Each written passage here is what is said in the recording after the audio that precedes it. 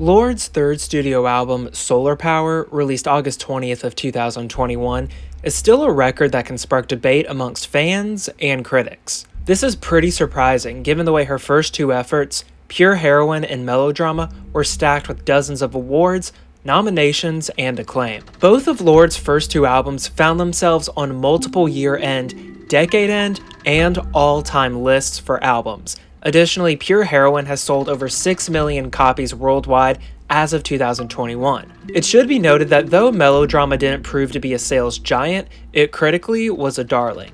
If we look at Solar Power within the last year, it's hard to find anything comparable to its predecessors, both of which achieved impressive feats within their first year of release, and sometimes within only months of release. Solar Power's chart and sales performance exhibits a stark difference, and much deliberation over the record's quality seems to overshadow the music itself at times. So let's briefly look into the development of Solar Power, and then focus on the album's reception to see why it's so divisive. As we continue, let me know how you think Solar Power stacks up against Lorde's other albums, and be sure to give this video a thumbs up and subscribe to stay connected to your favorite pop stars.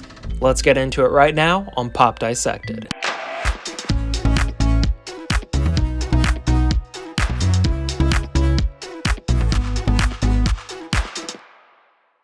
A year following the release of Melodrama, Lorde would confirm that her third album would be born from the piano, which she was learning at the time.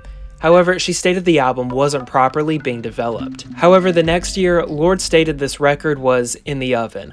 Only a few months later, in November of 2019, Lorde announced the timeframe for this album would be delayed after the passing of her adoptive dog, Pearl. She'd also state that whatever material she was working on at the time would not necessarily be the final project, as intense emotions such as loss can really impact one's own creative drive. By March of 2020, bits and pieces of the album had come together with no official release date. Upon the impact of working remotely, this only furthered the album's eventual release date. Lorde would again primarily collaborate with Jack Antonoff as producer and co-writer, which would result in distinctly different production and lyricism of past efforts. Some were quick to note Jack Antonoff's production staples, but Lorde was pretty insistent to get the sound she wanted as opposed to having an album that would just be categorized as a Jack Antonoff record. Now, in the 4 years between Melodrama and Solar Power, Lorde really wanted to focus on living her life, implementing various ways to restrict social media access, and embracing new skills,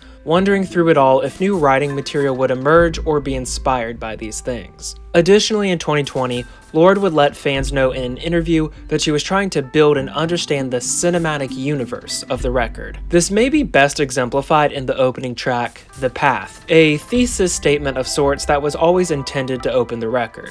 This, in a way, sets the stage for some themes woven throughout the album. The Path expresses how people shouldn't look to famous celebrities for healing and comfort, but more so should rely on nature and their surroundings. Lorde said while she was creating this track, the beautiful nature of being alive had come to her, and perhaps that's directed in this opener to share the same kind of inspiration with its listeners. The motifs of the sun and nature would only continue after the title track was released on the same day as the only solar eclipse in 2021. 11 days later, we get the album pre-order and an addendum to Lorde's thesis statement. There's a lot of imagery about nature, being outside, discussing the solstice, and revealing the supporting tour would focus on utilizing outdoor venues.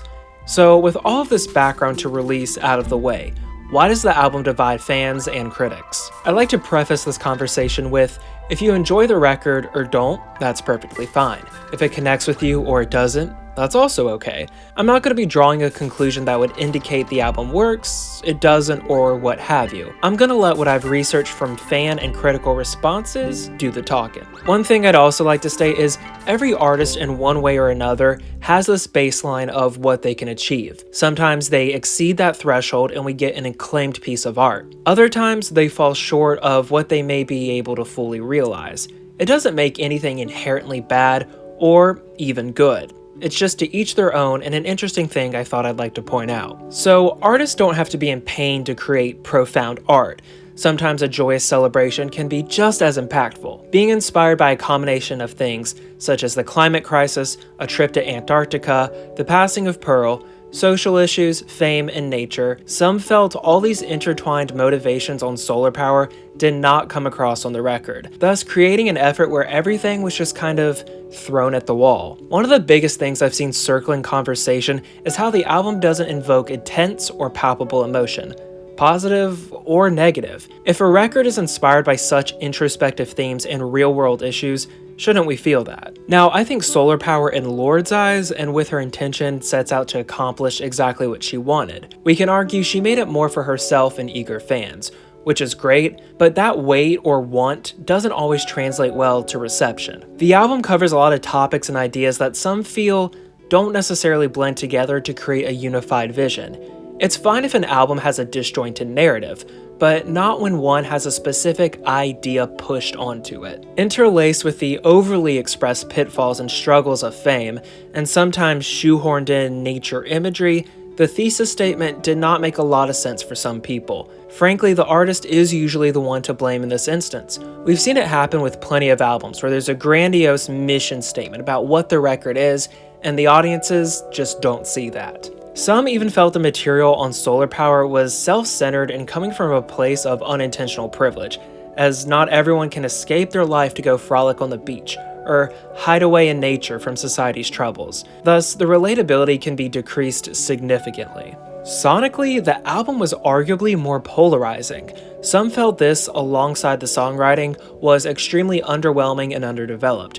While the record can have strength by being minimal, this didn't seem to be the case for others who found there was a lack of layering in production, and the album was just made up of sweet soundscapes. In the same vein, others felt the rolled back musical stylings helped procure the naturalistic and summer vibrations. They felt these sounds encapsulated a summer vibe. As with the songwriting, there was a debate on if there was an out-of-touch perspective that lacked storytelling of previous albums, or if it was merely catering to such specific ideas, it would have to take listeners a few times hearing the song to fully grasp it. If you combine so many thematic elements that may or may not translate and offer a new sonic landscape that isn't as engaging, it could take listeners a while to warm up to it. However, if you have such a strong mission statement, shouldn't it connect right away and not have to be so heavily deconstructed and re-listened to and looked at and talked about to reveal a basic understanding? Is it complex or is it confusing? While some music is meant to be abstract or be a think piece to some degree, Solar Power just didn't do that for a lot of people. Some critics even took the subliminal, satirical nature to heart, which could mean Lorde didn't push her idea strongly enough on tracks like Mood Ring. An album doesn't need to be heavily or overly produced to be good, and it doesn't need intricate songwriting. However, knowing what Lorde has put out in the past, so many listeners didn't feel the album had either of those qualities. Being an introspective record, we find ourselves listening to Lorde's story and life, which furthers the idea that this album was made for herself and for her fans who were desperate for new music, not necessarily with the intention of mass consumption like with pure Heroine, or trying to cling to acclaim with Melodrama. And before anyone goes there, I don't necessarily buy into the idea of people hate she's happy. I've seen this thrown around a lot with artists like Billie Eilish on her second record. I think it's when an artist roots themselves so firmly into an idea, image, sound, or type of creator, the opposite is just jarring for a lot of people. And that's what we get with Solar Power, which could be another factor to its reception. And the singles only found real traction in Ireland and New Zealand.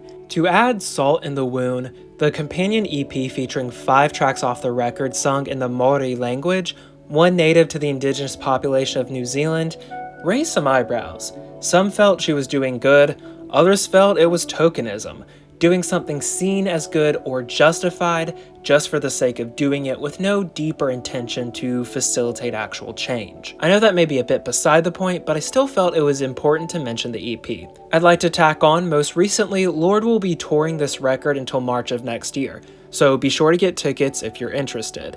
Was Solar Power a weak effort by Lorde, or will people come to appreciate it with more time? Are the criticisms just, or do you have a different opinion? Let me know down in the comments. Thank you so much for watching, everybody. If you enjoyed today's video, it would be greatly appreciated if you gave it a like and considered subscribing to stay connected to your favorite pop stars. I'll see y'all next time.